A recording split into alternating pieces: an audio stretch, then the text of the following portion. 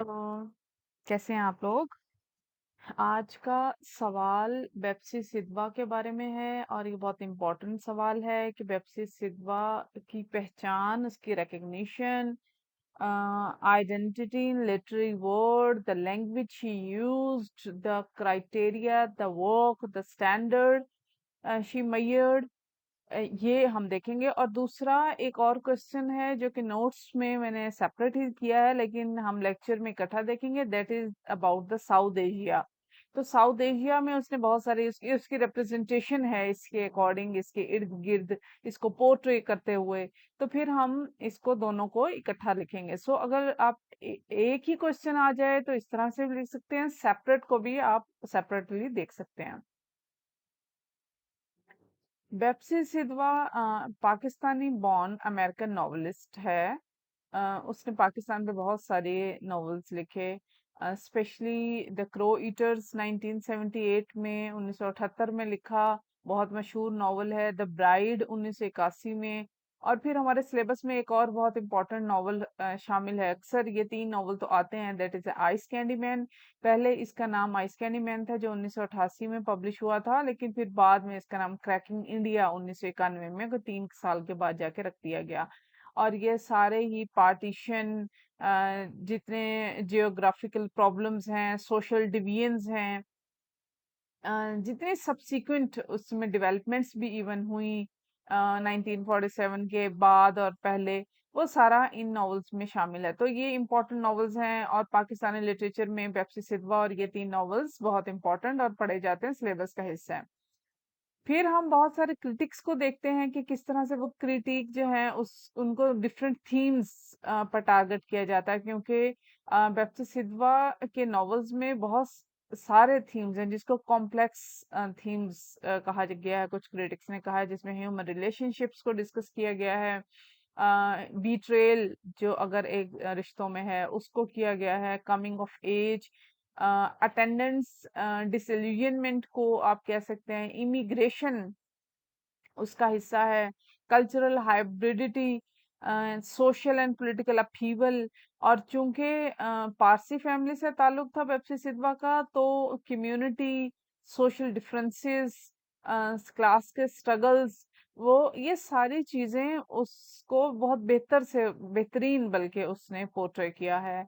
कुछ क्रिटिक का तो ये भी कहना है कि जो इसका नैरेटिव स्टाइल है वो बहुत पॉलिटिकल इवेंट्स को लेकर है और इस तरह से जैसे वो पॉलिटिकली चीजों को देखती है। और वो शायद कुछ क्रिटिक को लगता है कि सलमान रुश्दी की जो नरेशन है मिडनाइट चिल्ड्रन, उससे इंस्पायर होकर उसने लिखा है, स्पेशली जो पार्टीशन पर उसकी डिस्क्रिप्शन है। सबसे पहले उसमें हम देखते हैं trail blazing author. Trail blazing कहते हैं कि जब आप किसी काम को न्यू स्टार्ट करते हैं और एक स्ट्रगलिंग फेज से गुजरते हैं, तो बेप्सी सिधवा दूसरे भी राइटर्स के लिए, कामयाब राइटर के तरह, उसने भी एक एक स्ट्रगलिंग फेज गुजारा है और बहुत सारी रिजेक्शंस उनकी राइटिंग की एक्सेप्टेंस में, उनके नैरेटिव की अडेप्टेशन में और उनकी पब्लिकेशंस में आई थी। क्योंकि ये भी कहा जाता है कि उनके थीम्स चूंकि कॉम्प्लेक्स थे, राइटिंग बहुत चैलेंजिंग थी और वो डिफरेंट उनके आइडियाज थे जो वो रिप्रेजेंट कर रही थी। वो फुल ऑफ नॉर्म्स थे लेकिन आपके नॉर्म को प्रॉपर रिप्रेजेंट नहीं कर रहे थे। सो इसलिए जैसे बहुत सारी रिजेक्शन आई, जैसे the bride and the crow eaters, हमारे पास ये दो स्पेशल नॉवल हैं जिनके बारे में वो खुद कहती हैं कि उन्होंने बहुत सारी रिजेक्शन देखी पब्लिकेशंस के बाद, और फाइनली फिर उन्होंने प्राइवेटली खुद ही इसको पब्लिश करवाया।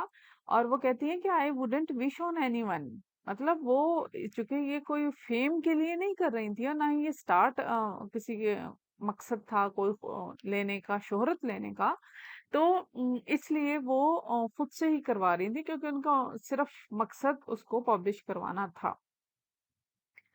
दूसरी चीज जो है वो हिस्टोरिकल कॉन्शियसनेस है।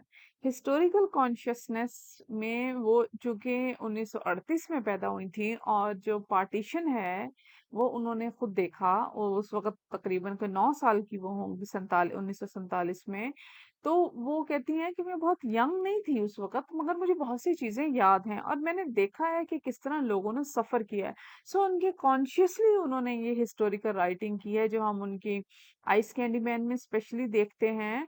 लेकिन उनकी क्रो ईटर्स और जो द ब्राइड है, द अमेरिकन ब्राइड है, वो भी हिस्टोरिकली पब्लिश हुए हुए हैं।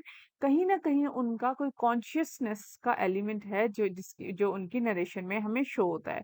और वो कहती हैं कि ये सारे इवेंट्स मैंने रीडर की इंकरेजमेंट के लिए भी लिखे हैं, मतलब रीडर उसको पढ़े, उसको अप्रिशिएट करे।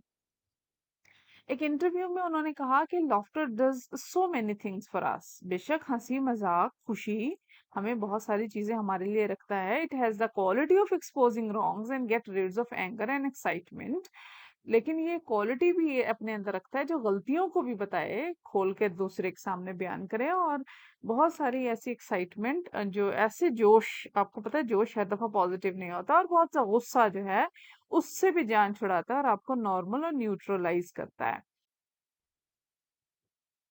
उनकी राइटिंग में एक और चीज और जो हम देखते हैं, कॉम्प्लेक्स थीम्स। एक तो थीम्स की वैरायटी है, ऊपर से वो भी इतने कॉम्प्लेक्स हैं, आपस में इंटरकनेक्टेड और इंटर रिलेटेड हैं कि चीजें बहुत ब्रॉड और वाइडर पर्सपेक्टिव में नजर आती हैं। और यही उनकी राइटिंग की खूबसूरती है।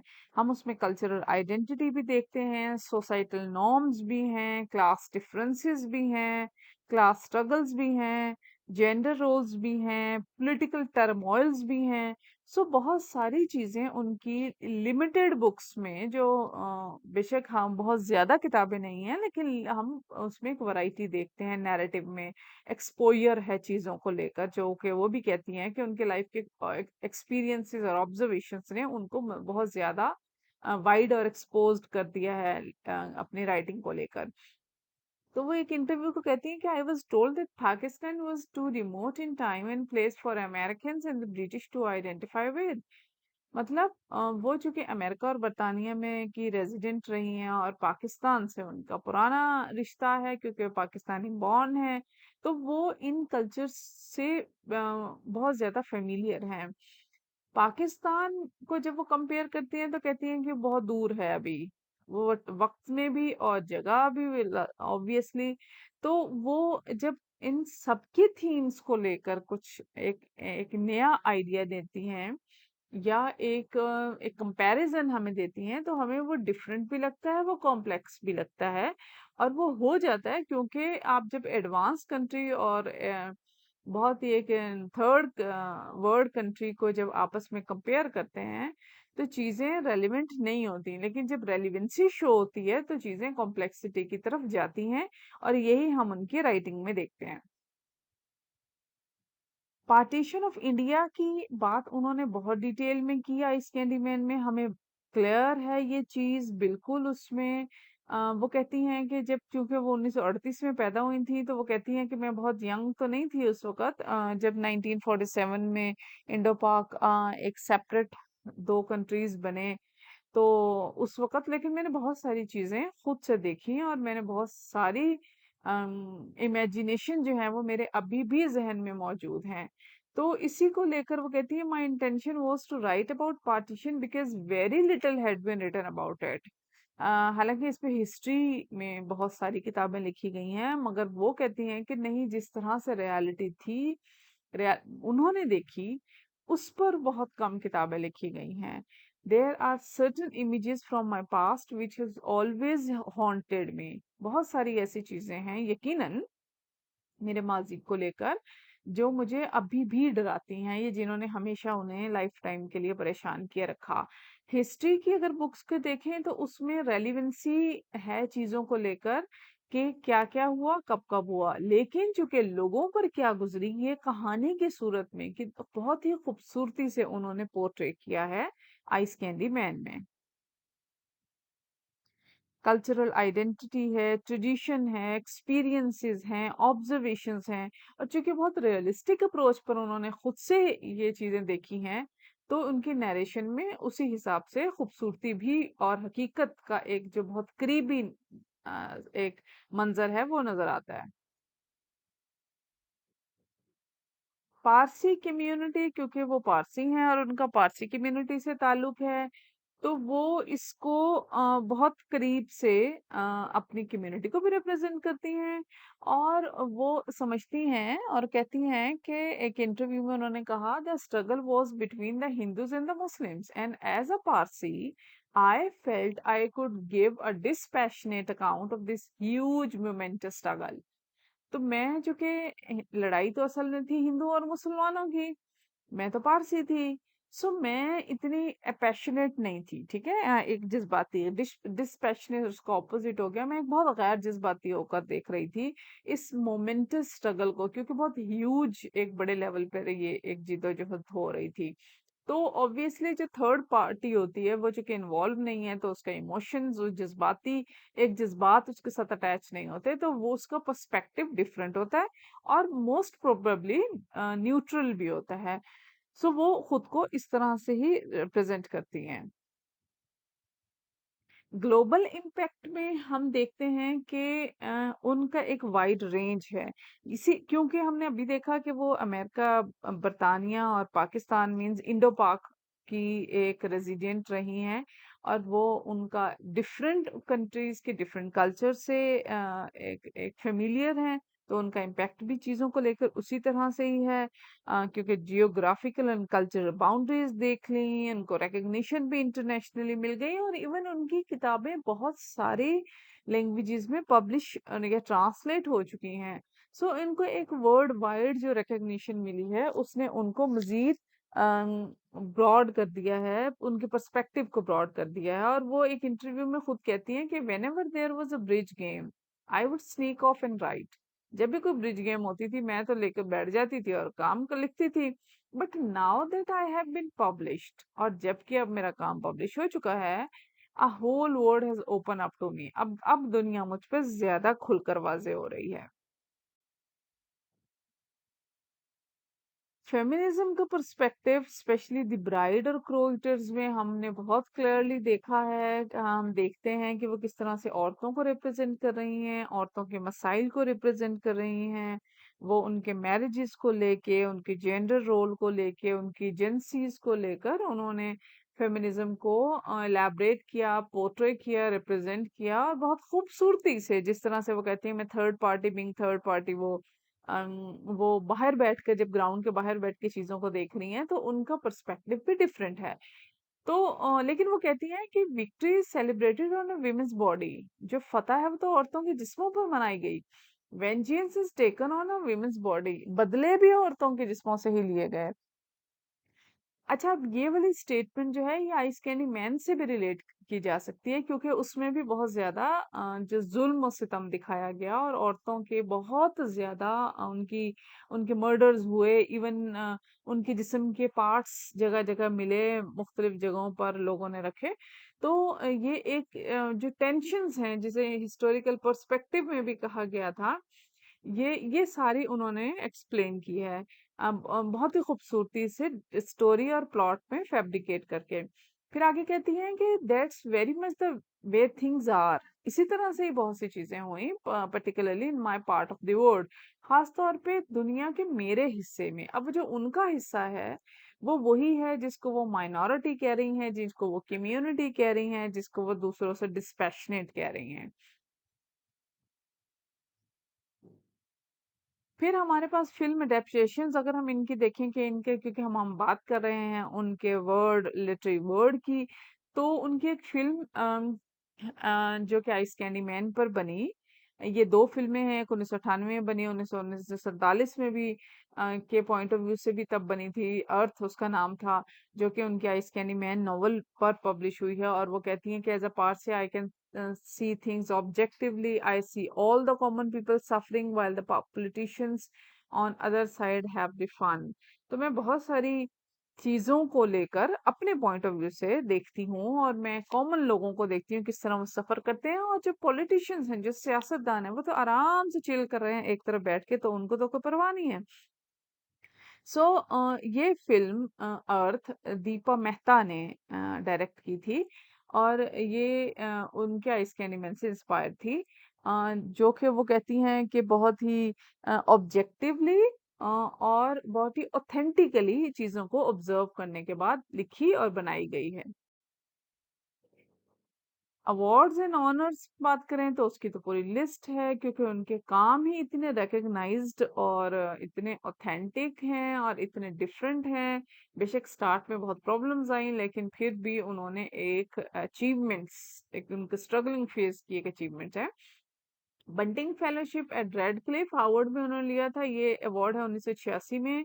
फिर 1991 में visiting scholar at the Rockefeller Foundation Center Bellagio Italy में ये लिया था। फिर 1991 में स्टार इम्तियाज लिया। स्टार इम्तियाज हमारे यहाँ द बेस्ट और the one of the best award है आर्ट एक्सीलेंस इन आर्ट में। फिर हम Lila Wallace readers digest writers award 1994 में लिया। फिर 2000 में inducted into Zoroastrian hall of fame में उनकी इंडक्शन हुई। रिकग्निशन तो उन्हें बहुत ज्यादा ही मिल गई थी तब तक। फिर 2007 में उन्हें मॉन्डेलो प्राइज भी मिला, Premio Mondello for foreign for water. Water उनका नॉवल है जो 2007 में पब्लिश हुआ था, तो उस पर उनको ये नॉवल दिया गया है, सॉरी प्राइज दिया गया था। अब हम देख लेते हैं क्रिटिक के क्या व्यूज हैं, क्योंकि डिफरेंट क्रिटिक, जब आपकी रिकग्निशन होती है, आपका एक अपने एक लेवल है काम का, तो फिर different opinion, different ways of measurements होते हैं स्टैंडर्ड को चेक करने के, क्वालिटी को देखने के। सबसे पहले तो वो खुद कहती हैं कि I am a Parsi first then a Pakistani specially a Punjabi. ठीक है, तो उन्होंने पहले रिलीजन को लिया, फिर नेटिव को लिया, और फिर उन्होंने सब कल्चर देखा। I am a woman simply by gender. I don't feel American at all.